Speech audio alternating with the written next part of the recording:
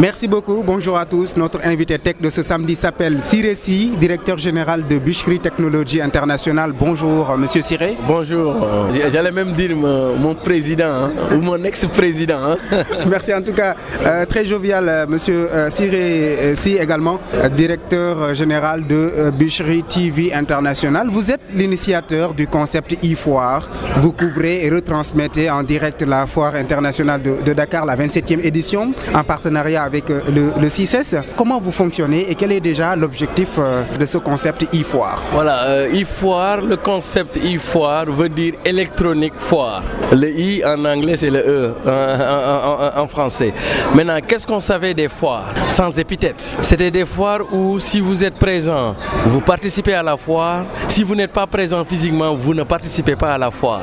Maintenant, avec le concept de e-foire, si vous êtes présent, vous participez à la foire. Si vous êtes absent aussi, vous participez à la foire. Et vous avez un dispositif que vous avez mis en place pour pouvoir permettre à ces gens-là de vivre la foire. Justement, parce que la foire est couverte et retransmise en direct, en live streaming sur YouTube, sur Facebook, sur Twitter et sur Periscope. Ça veut dire quoi? Il y a une couverture et une retransmission en direct de la foire de 10h du matin à 20h sur Internet et sur les réseaux sociaux, en live streaming en haute définition. C'est comme qui dirait la téléfoire en réalité. La foire, CICES de façon générale, c'est quand même un vaste espace, un espace très vaste. Comment vous arrivez à gérer? Avez-vous le dispositif nécessaire pour couvrir tout CICES? Tout à fait, parce qu'on est venu avec 9 caméras et le matin on jette, on lâche, pour parler comme les militaires avec les chiens, on lâche nos caméras dans les pavillons, on lâche nos caméras au niveau des esplanades, on lâche nos caméras au niveau de la porte principale à l'entrée. Il faut dire que nous sommes arrivés cette année avec une technologie pionnière. C'est-à-dire que nous avons des caméras sans fil qui, sur un rayon de 2 km, émettent le signal au niveau de la régie. Et ce sont des caméras qui ne sont même pas encore disponibles dans certains pays occidentaux. Et nous avons eu le privilège de les faire venir ici. Et c'est avec ces caméras-là qui nous permet d'être un peu présents partout, inside comme outside. Alors, l'objectif au-delà de faire vivre, de vouloir faire vivre aux internautes cet événement, est-ce qu'il y a un autre objectif que vous visez, notamment l'archivage et autres? Ça fait partie de vos ambitions? Absolument. Aujourd'hui, si vous demandez au CICES de vous montrer des archives audiovisuelles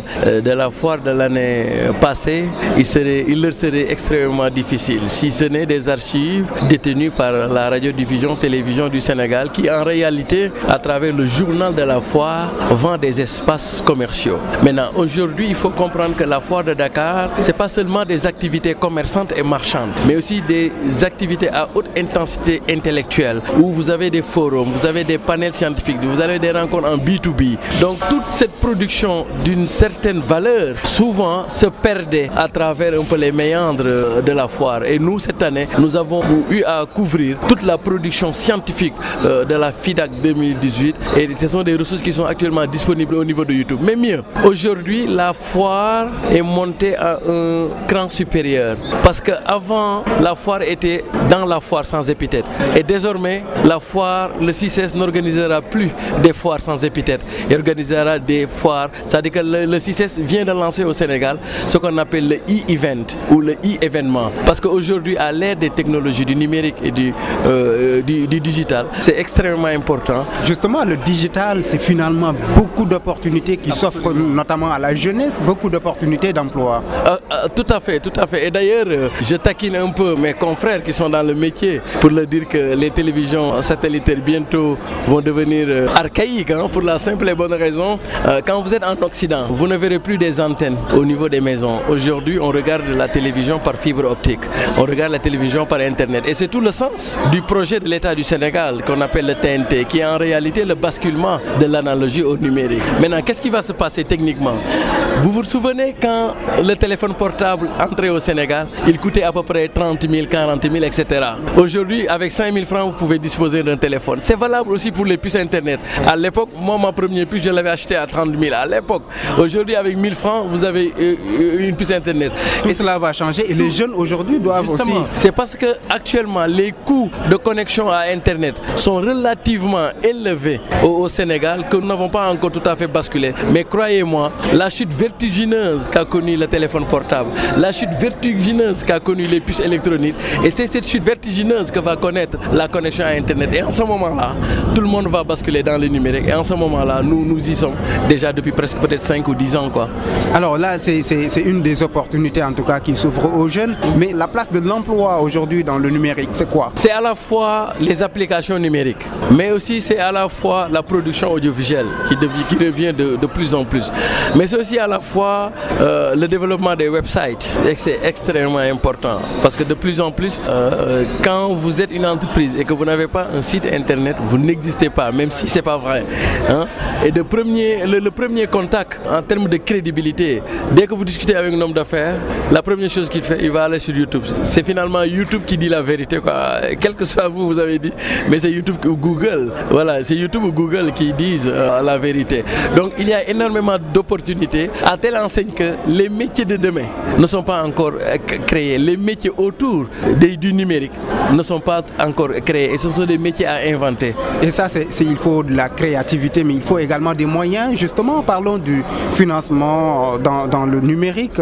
C'est pas encore ça, hein, le financement. Ça pose problème, hein, toujours. Et s'il y a une suggestion que je voulais donner aux banques et aux assurances au Sénégal, c'est d'explorer deux niches en termes de profitabilité économique, en termes de retour sur investissement, en termes de financement. C'est l'agriculture, là avec A majuscule, donc j'y inclus l'agro-business et l'agroalimentaire. Vous y mettez tout, quoi. Ouais, j'y mets tout, l'agriculture. Quand je mets l'agriculture avec A majuscule, ça veut dire que l'élevage, l'agriculture et la pêche, et les agro-industries et les innovations technologiques. Voilà une niche de retour sur investissement extrêmement important. Moi, je connais énormément de jeunes qui ont su développer des applications, des débuts d'applications que s'ils sont soutenus, ils vont aller des applications qui vont aller à la conquête du monde. Il y en a énormément, mais malheureusement, comme vous le dites, ici nos banques et nos institutions de financement sont un peu dans les métiers classiques. Hein. Siré, donc avec nous le directeur général de Bichri Technologie Internationale et de Bichri TV International. Vous êtes l'initiateur de ce concept e-foire. Nous sommes à la foire de Dakar pour, en tout cas, avec notre invité tech de ce matin. Alors, Siré, nous avons parlé du financement. Nous allons également évoquer dans cette même lignée des retombées économiques que l'on peut avoir avec le net, la vente en ligne. C'est quoi sa place dans le numérique? Voilà, donc le potentiel il est extrêmement important. Mais c'est un potentiel qui est actuellement freiné par deux obstacles. Le premier obstacle, c'est le coût à la connexion Internet, comme je vous ai dit tantôt. Qui sont encore exorbitants au Sénégal. Ils sont encore relativement au-dessus de la moyenne, hein, pour les classes moyennes au Sénégal. Donc il faut compter peut-être dans 5 ou 10 ans que pratiquement l'essentiel de la population seront connectés ou les coûts. Donc ça c'est le premier obstacle. Le deuxième obstacle il est relatif par rapport à la bancarisation. C'est-à-dire que de plus en plus l'utilisation des cartes, des moyens de paiement électroniques n'est pas tout à fait entrée dans nos mœurs. Il faut dire qu'il y a une certaine catégorie sociale qui utilise de plus en plus les cartes. Récemment je lisais un document de la BCEAO qui disait que sur 100 personnes, il n'y a que 20 qui ont des comptes bancaires. Donc vous avez vu le potentiel. Et il y a deux liens qui sont de plus en plus interconnectés. Et dès lors qu'on arrivera à un moment où les prix de connectivité vont tomber à la baisse, vous allez automatiquement, qu'est-ce que ça va créer? De plus en plus, on aura un taux de bancarisation élevé parce que les gens vont... Parce que regardez par exemple l'exemple de... pour ne pas citer le mobile money. Le mobile money est entré très vite dans nos mœurs. Et parce que tout cela relève que le Sénégal et les Africains ont une capacité non seulement d'innovation mais d'adaptation extraordinaire. Aujourd'hui, ce qui les freine, c'est la connectivité à Internet. Mais une fois que cette question sera réglée, vous allez voir un rush extraordinaire vers les moyens de paiement électronique qui va un peu augmenter ce qu'on appelle la bancarisation au Sénégal. Donc, c'est le coût de connectivité qui précède le règlement de cet obstacle des coûts de connectivité qui précède le taux de bancarisation ici en Afrique au Sénégal. Très bien, avec nous ce matin, donc c'était l'invité tech, Siré Sy. Merci beaucoup d'avoir été avec nous. C'est moi qui vous remercie et puis vous dire que même si souvent j'ai des amis qui me reprochent de ne pas avoir très communiqué, une foire retransmise en direct sur 10 heures de temps en live streaming en haute définition, il fallait le faire et Bichri Technologie International l'a fait. Félicitations donc vous l'avez dit, vous êtes le directeur général Siré Sy, directeur général donc de Bichri Technologie. technologie internationale, Bichri TV International également. Vous êtes l'initiateur de ce concept de e-foire. Vous êtes à la FIDAK, cette 27e FIDAK. Merci et à bientôt.